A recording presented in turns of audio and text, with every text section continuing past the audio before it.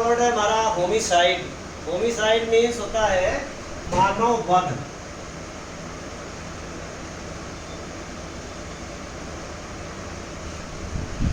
व्यक्ति द्वारा व्यक्ति की हत्या, इसको कहते हैं होमिसाइड। अब होमिसाइड हत्या भी हो सकती है और ऐसा वध भी हो सकता है जो हत्या की श्रेणी में नहीं आता। तो आपराधिक मानव वध, पहले होमिसाइड का मीनिंग देखिए। होमिसाइड का मीनिंग है the killing of a human being,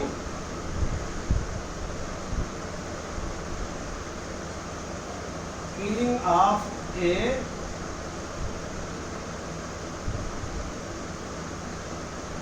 human being by another human being।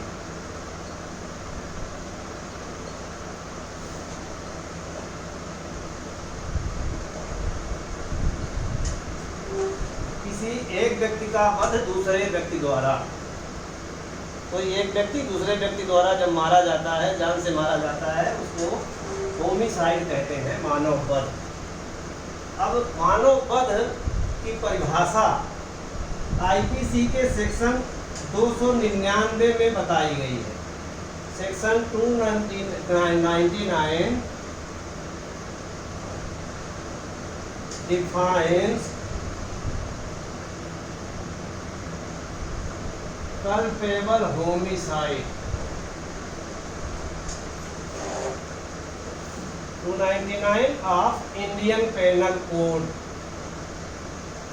1860, ये सेंटेंस बन सकता है। Section 299 of IPC 1860 defines culpable homicide, आपराधिक मानव वध, ये धारा 299 में बताया गया है। अब धारा 299 से ही आगे 300 में फिर हत्या की परिभाषा बताई गई है। Culpable homicide amounting to murder, जो हत्या होती है, हत्या धारा 300 में जो बताई गई है उसको कहते हैं culpable homicide amounting to murder. जो आपराधिक मानव वध हत्या की श्रेणी में नहीं आता, वो फिर culpable homicide not amounting to murder आता है, जो कि धारा 304A(b) में दंडनीय है।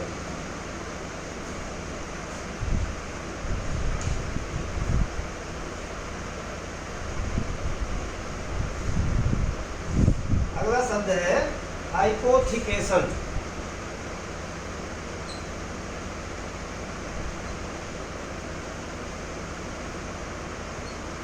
हाइपोथिकेशन को हिंदी में कहते हैं ऑड मान।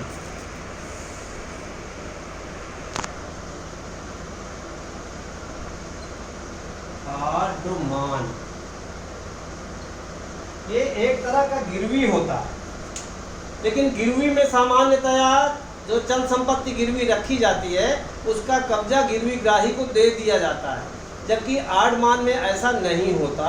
ऑड मान में जो चीज़ गिरवी रखी जाती है उसका कब्जा गिरवी दाता के पास ही रहता है और वो उसका उपयोग करता रहता है, इस शर्त के साथ कि ऋण का भुगतान वह किस्तों में करता रहेगा, और यदि ऋण का भुगतान नहीं होता तो फिर गिरवी दाता उस चीज़ को जो गिरवी की गई है उस चीज़ का कब्जा अपने पास ले लेगा। आप लोगों ने देखा होगा ट्रैक्टर, कार, अन्य कोई चीज़ जो गाड़ी वगैरह वाहन है, बैंक से फाइनेंस करा के जब खरीदा जाता है, कई बार ट्रैक्टर में हम देखते हैं hypothecated with State Bank of India, hypothecated with Punjab National Bank. इसका मतलब इसकी फाइनेंस कराकर ये गाड़ी या वाहन खरीदा गया है और इसका भुगतान, ऋण का भुगतान किस्तों में किया जाना है। जब किस्तों में भुगतान पूरा हो जाता है तो फिर वो हाइपोथिकेशन से फ्री हो जाता है वो आइटम।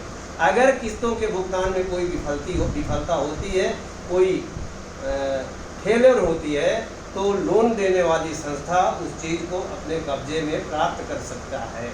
ऐसा एक एग्रीमेंट होता है गिरवी दाता और गिरवी ग्राही के पास। अब इसको आप कह सकते हैं अंग्रेजी में टू प्लेज प्रॉपर्टी।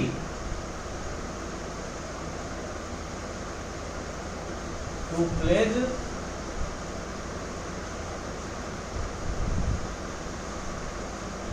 प्रॉपर्टी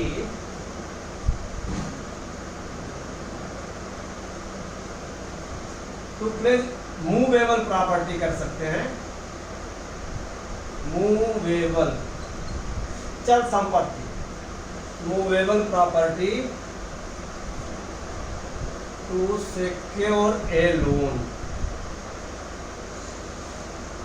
ऋण लेने के लिए चल संपत्ति का गिरवी रखा जाना। यूज, इसका यूज सेंटेंस बनाना है, to get their sun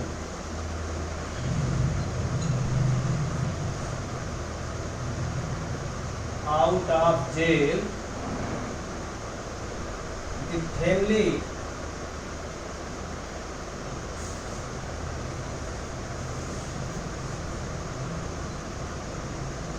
had to hypothecate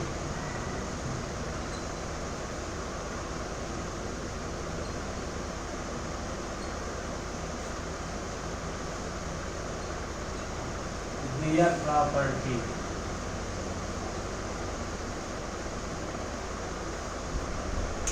अपने बेटे को जेल से बाहर लाने के लिए परिवार को उनकी संपत्ति, परिवार की संपत्ति को हाइपोथिकेट करना पड़ा। अगला शब्द है इल्लीगल।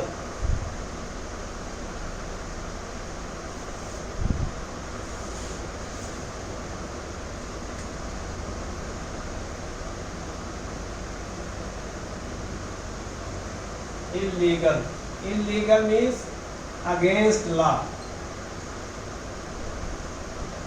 अगेंस्ट लॉ या कंट्रेरी टू लॉ,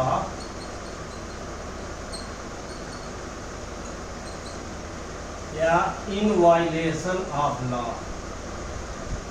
कोई भी काम जब विधि का उल्लंघन करके किया जाता है तो वो इल्लीगल हो जाता है। विधि के विरुद्ध किया गया कोई भी काम इल्लीगल या अवैध कहलाता है। इल्लीगल को हिंदी में कहेंगे अवैध, जो विधि सम्मत नहीं है। It is illegal to carry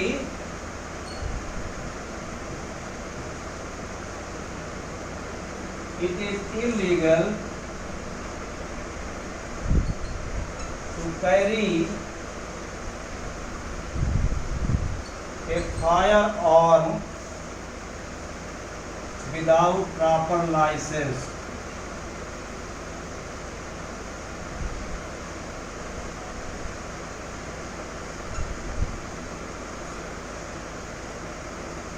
proper licence, बिना उचित लाइसेंस के हथियार औजार लेना, लेकर चलना अवैध होता है। इसी को आप कह सकते हैं it is illegal to sell liquor, क्योंकि शराब बेचने के लिए भी सरकार का परमिट या लाइसेंस जरूरी होता है। तो आप दूसरा सेंटेंस बना जा सकते हैं it is illegal to sell liquor without proper permit या विदाउट प्रॉपर लाइसेंस। अगला वर्ड है इंडेमनिटी।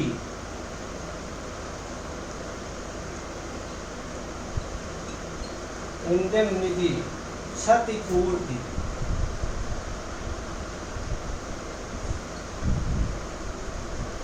कॉन्ट्रैक्ट ऑफ इंडेमनिटी आपने फर्स्ट सेमेस्टर में कॉन्ट्रैक्ट के पेपर में पढ़ा है। इंडेमनिटी जब एक व्यक्ति दूसरे को उसको किसी अन्य व्यक्ति के आचरण से हुए, किसी अन्य व्यक्ति के आचरण या किसी घटना से हुए नुकसान की भरपाई का वचन देता है तो उसको इंडेमनिटी का गारंटी कहते हैं, इंडेमनिटी का कॉन्ट्रैक्ट कहते हैं। इंडेमनिटी मीन्स होता है क्षतिपूर्ति करना या क्षतिपूर्ति का वचन देना। Making compensation, making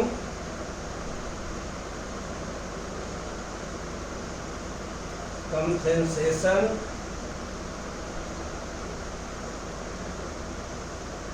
to one party by other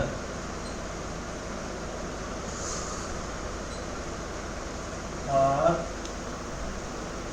loss occurred। दूसरी पार्टी को हुए नुकसान के लिए किसी दूसरी पार्टी द्वारा, किसी अन्य व्यक्ति द्वारा क्षतिपूर्ति किया जाना। अब इसका यूज लिख सकते हैं आप। एक तो यूज लिखा जा सकता है contract of indemnity,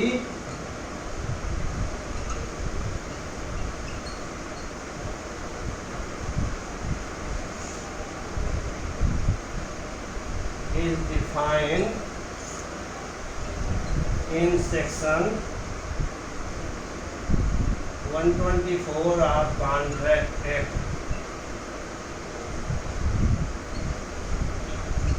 1872. Contract of indemnity is defined in section 124 of Contract Act 1872.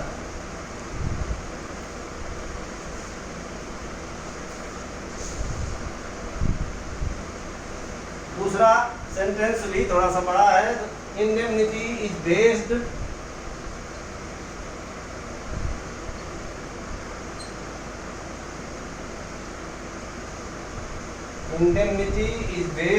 On a mutual contract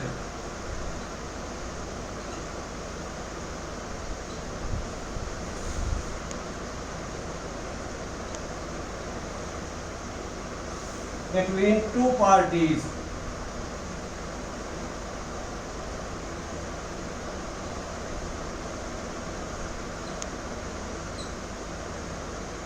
where one promises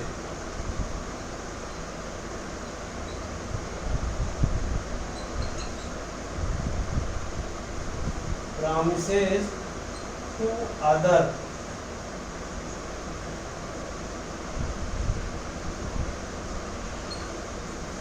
to compensate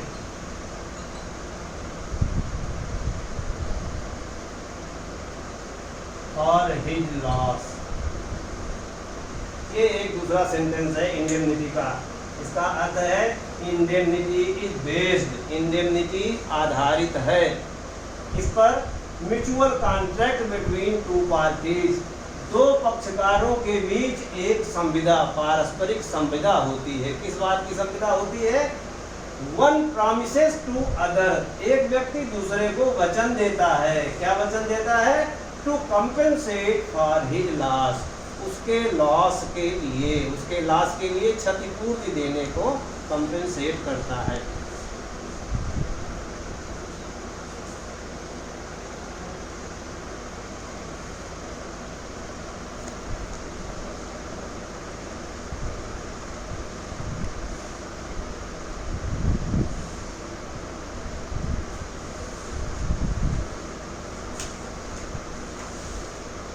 अगला शब्द है इनहेरिटेंस।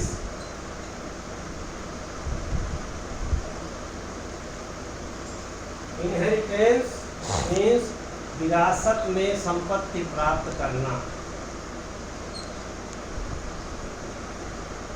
विरासत ही पर्याप्त, विरासत या उत्तराधिकार।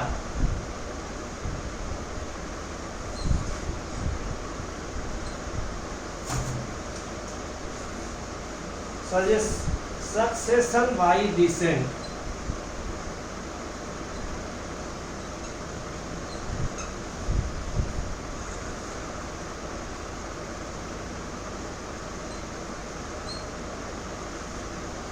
the act of inheriting the money or the property।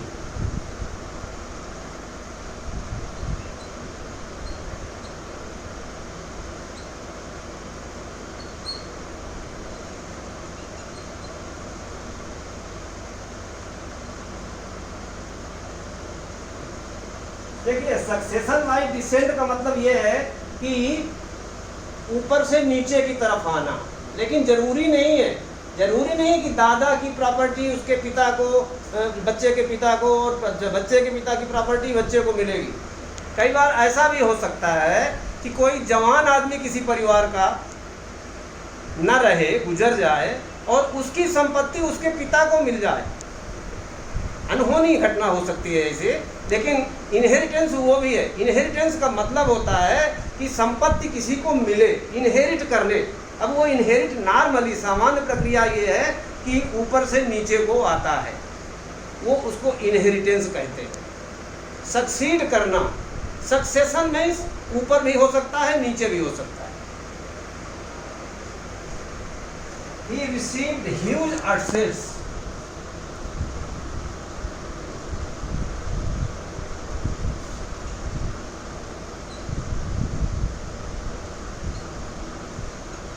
In inheritance.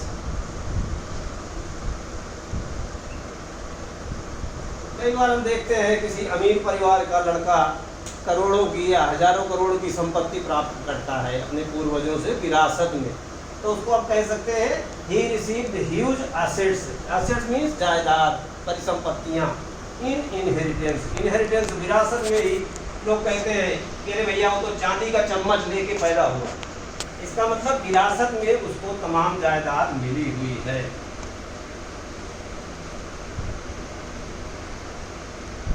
Bench,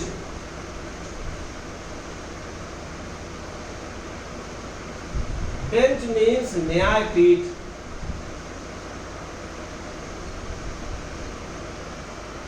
बार एवं बेंच आप लोग सुनते होंगे, बार एंड बेंच। बार कहते हैं वकीलों के संगठन को या वकीलों की समूह को। बेंच कहा जाता है न्यायपीठ को। न्यायपीठ में अकेला एक जज हो सकता है, कई जज मिलाकर हो सकते हैं। कलेक्टिवली बेंच मतलब जज या जजों की एक पीठ। अब जैसे हाई कोर्ट में सिंगल जज निर्णय देता है तो उसको सिंगल बेंच कहा जाता है। जब दो जज होते हैं तो उसको डिवीजन बेंच कहा जाता है। जब दो से अधिक होते हैं तो उसको फिर फुल बेंच या कॉन्स्टिट्यूशन बेंच, ऐसे अलग अलग नाम से कहा जाता है। बेंच मीन्स जजों की पीठ, न्यायपीठ। अब जैसे जोधपुर में राजस्थान हाई कोर्ट सिचुएटेड है, लेकिन जयपुर में क्या है, जयपुर में इसकी बेंच है।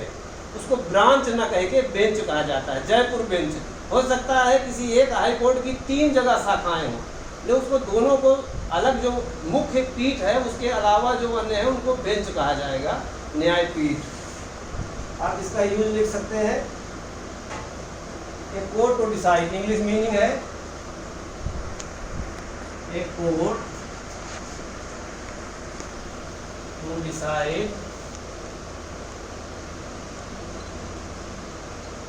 particular matter or matters।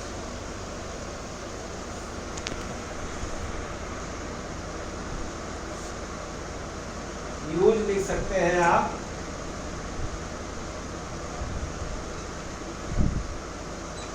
Division bench,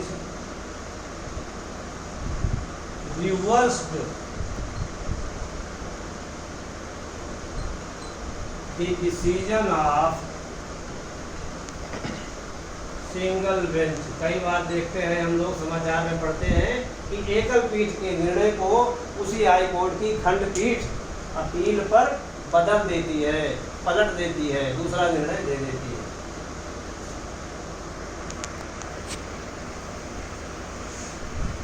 दूसरा यूज कह सकते हैं आप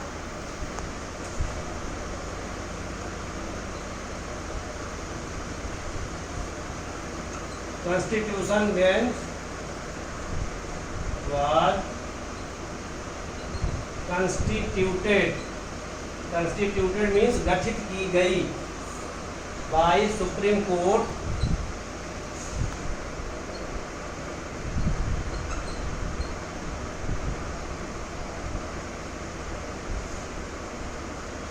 to decide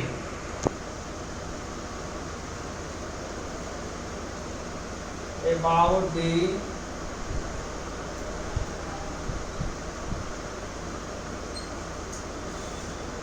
violation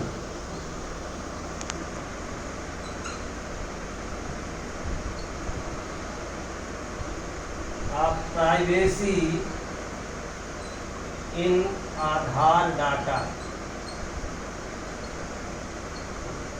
आप लोग जानते हैं, समाचार वगैरह में सुने होंगे, आधार को लेकर एक याचिका डाली गई थी, सुप्रीम कोर्ट में लगाई गई थी कि आधार के जो हमारे डाटा हैं उसको सरकार प्राइवेसी भंग कर रही है, लोगों को देके, कंपनियों को देके हमारी प्राइवेसी भंग हो रही है और इसलिए इस पर रोक लगनी चाहिए। सुप्रीम कोर्ट में यह मामला डिसाइड हुआ था और इस पर सुप्रीम कोर्ट ने कॉन्स्टिट्यूशन बेंच डिसाइड करके ये निर्णय लिया था कि इसका लिमिटेड यूज किया जा सकता है, लेकिन प्राइवेसी भंग नहीं होनी चाहिए।